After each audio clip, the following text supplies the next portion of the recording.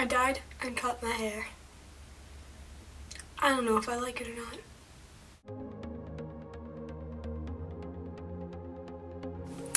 Hey guys, so today's video I thought I would show you how I keep organized for school and how I study, how I do my homework and all that good stuff, and just some tips to help you do that stuff. So let's get started. My first tip is I'm trying to study for something. I will have a different notebook for that class, only that I keep at home. I don't bring it anywhere else. So like this one's for like bio, and when I write in it, I use it a lot of the time to just copy down notes that she gives us, because for me, just writing it down like in my own words and just the motion of me writing it helps me remember it a lot. And I use these colored pens for different things. So the purple I think I use to rewrite. If I'm just rewriting notes, I'll just write in purple. If I'm trying to study something, if like it's a vocab word, I'll write it in green. If it's a fact, I'll write it in blue, that kind of stuff. So then I know exactly what I'm looking at and exactly what's on that page, everything. I label everything at the top with what it is and the date. So I can always go back when it's midterms or final time and just kind of look at that and remember that stuff. I have like one for every single subject that really requires notes. So like I don't have one for photography, or like even English class doesn't have that many notes, so I don't have one for English. But I do have one for bio, math, not English, I just said not English. History and health actually it has a lot of notes. So that is that. My next tip for you guys is to make some flashcards for whenever you have a big quiz or a test coming up. It's always what I do, and I'll actually write like a question on the front if it's not a vocab word, or even if it is a vocab word. So say for bio right here, my vocab word is cell membrane, so I wrote two purposes of the cell membrane. So then you're kind of learning the word, and you're also learning like what it does, everything like that. That works specifically for a science kind of class. For Spanish I don't do this.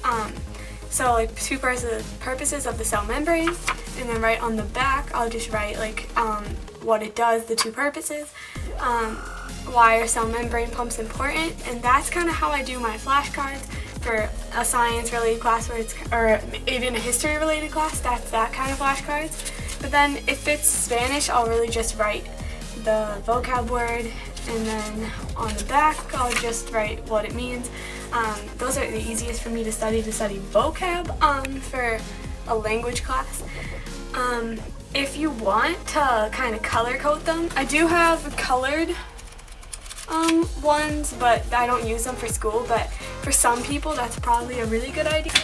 If that'll help them keep organized, then that's like a great thing to do. I know Asana O'Neill here on YouTube, she uses them, I'm pretty sure.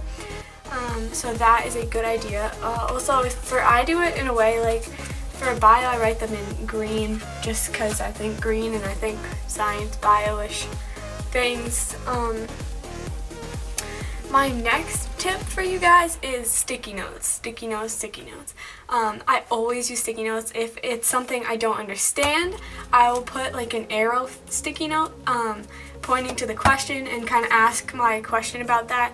And then I'll go into my teacher and ask whatever my question was.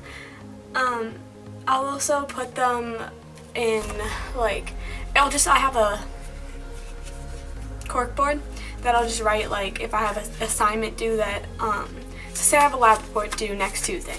I'll write lab report due January, whatever next Tuesday's date is, and then I'll put that on my corkboard. So yeah, different colors of everything. It always helps. And it makes things stand out to you more if they're colorful and out there rather than on just a white piece of paper. My fourth tip is to highlight what I don't know on a piece of paper that I'm trying to study from. So I'll just highlight it like this. So I knew all those, and I got to that one and I was like, what the heck is that?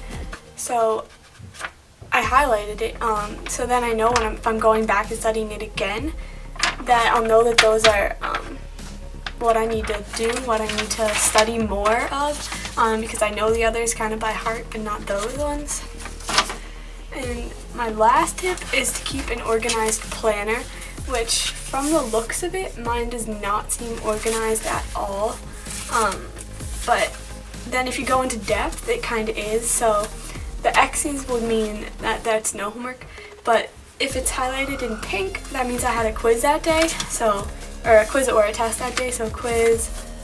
The blue is when a long-term assignment is due, so that I have my lab report due on that Monday.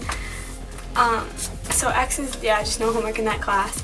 If it's circled, that means I don't have the class the next day, so I need to remember to still do it, because sometimes I'll forget if I don't have that class the next day.